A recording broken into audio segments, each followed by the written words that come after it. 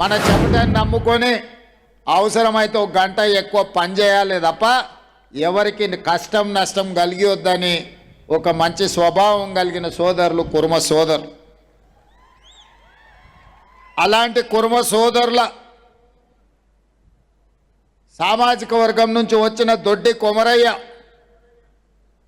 ఒక గొప్ప పోరాట యోధుడు.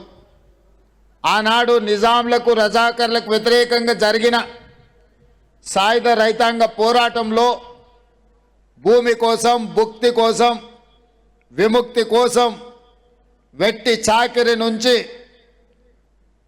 పీడిత తాడిత జనాలకు విముక్తి కలిగించడానికి ఆనాడు ముందు బాగాన నిలబడి సాయుధ రైతాంగ పోరాటాన్ని నడిపింది దొడ్డి కొమరయ్య గారని మనం ఈ సందర్భంగా గుర్తు చేసుకోవాలి.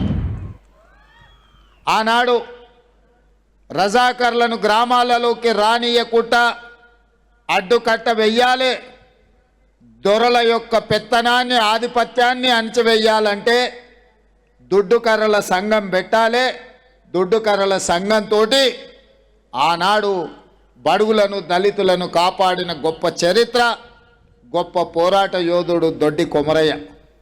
వారి జ్ఞాపకార్థం ఒక భవన్ కట్టుకొని వారి పోరాట స్ఫూర్తితో ఈనాడు సమాజంలో వచ్చిన మార్పును గమనించి మన తాతలు ముత్తాతలు వాళ్ళ తాతలు ఏవైతే గొర్రెలు బర్రెలు చేపలు పట్టుకుంటా బలహీన వర్గాలు బతికినరో రేపటి భవిష్యత్ తరాలు కూడా గొర్రెల బర్రెల చుట్టూతో తిరగకుండా వాళ్ళు పీజీలు పిహెచ్డీలు చదివి డాక్టర్లు లాయర్లుగా ఎదిగి ఐఏఎస్ ఐపీఎస్లుగా మారి ఈ తెలంగాణ పునర్నిర్మాణంలో భాగస్వాములు కావాలి అని ప్రభుత్వం కోరుకుంటుంది, ఆశిస్తుంది.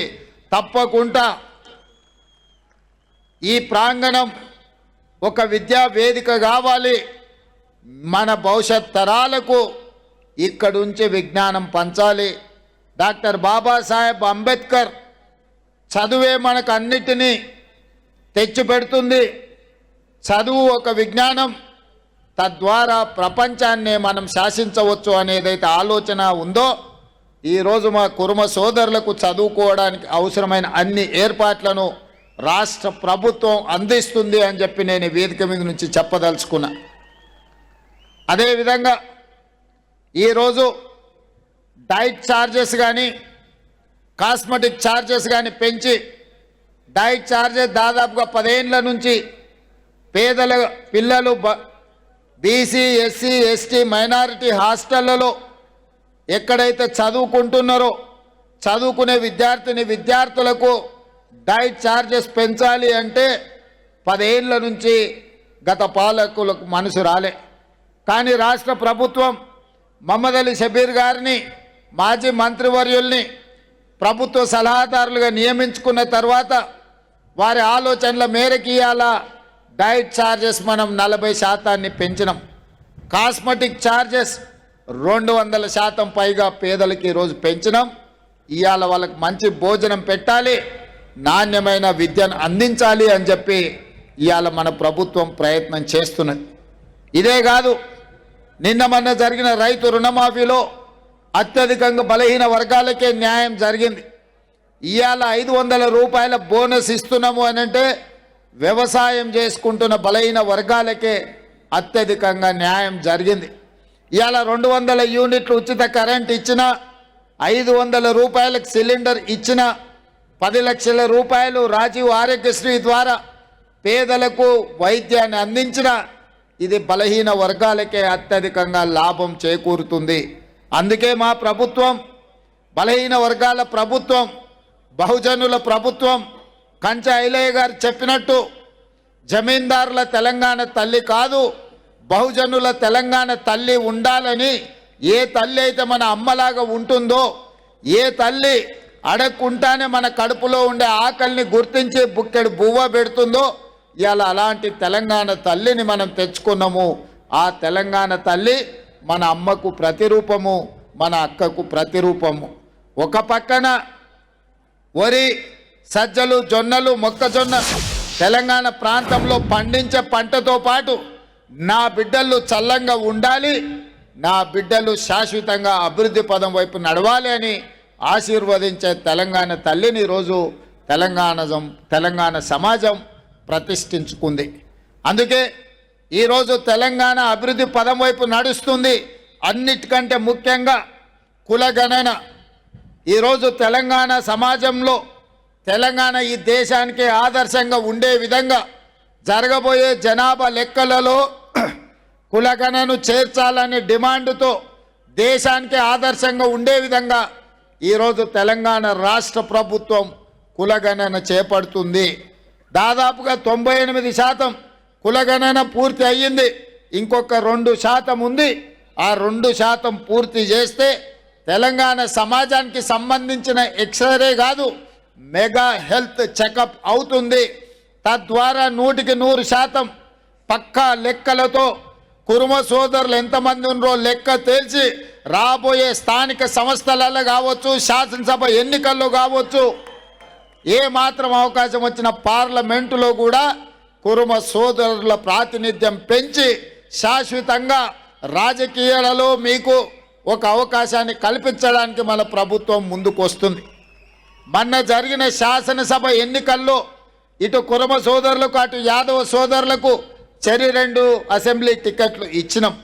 6 నెలల ముందే చెప్పిన బీర్ల ఐలయ్య చెప్పినట్టు సరితమ్మ గద్వాల్లో సరితమ్మ కానీ ఐలయ్యకు కానీ టికెట్ 6 నెలల ముందే నేను పిలిచి చెప్పిన, మీరు ఎవరి దగ్గరికి వెళ్ళాల్సిన పని లేదు, ఎవరి ముందల చేతి జోడించాల్సిన పని లేదు, మీ టికెట్ మీ ఇంటికి వస్తుంది, ప్రజలల్లో ఉండండి, ప్రజలతో మమేకం అవ్వండి అని. ఇవాళ కురుమ సోదరులకు 2, యాదవ సోదరులకు 2 టికెట్లు పార్టీ పరంగా కేటాయించడం జరిగింది. కానీ మా సరితమ్మ అతి తక్కువ మార్జిన్తో ఈరోజు ఓడిపోయింది. గెలిపించనుంటే బాగుండేది.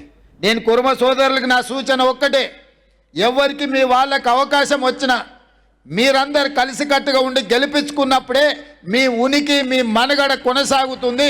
రేపు ఏ రాజకీయ పార్టీ అయినా మీకు టికెట్ ఇస్తుంది.